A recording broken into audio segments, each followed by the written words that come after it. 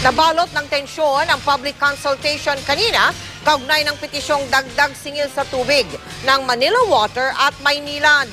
Ang mga militante nakagirian ng mga gwardya matapos silang magpumilit na pumasok sa pinagdarausan ng pulong. Nakatutok si Salima Refran.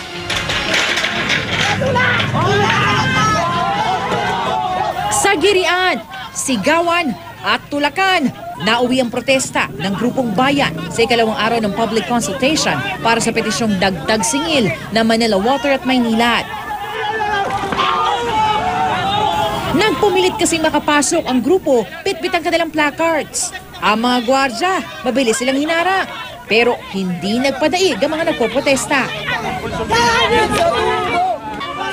Pero sa ikalawang gate, hindi na sila nakaporma. Kami po ay mapayapang pumunta rito, pinagtutulakan nyo kami. Parang hindi kami invited, ganun ho ba? Hindi ba kami public? Hindi ba kayo nagbabayad ng tubig? Nagbabayad! Kalaunan, pinayagan ng isang kinatawan ng MWSS na makapasok ang grupo. Sa konsultasyon, mainit din ang diskusyon. Tanong ng mga dumalo, paano naabot ang pinapanukalang dagdag singil na 5 pesos and 83 centavos per cubic meter sa Manila Water at 8 pesos and 58 centavos per cubic meter sa Maynilad? Kung matuloy kasi ito, nasa 125 pesos hanggang 250 pesos ang pwedeng itaas sa bill ng tubig ng isang bahay na may konsumong 30 cubic meters kada buwan. Pabor ho sa inyo ito ng publiko.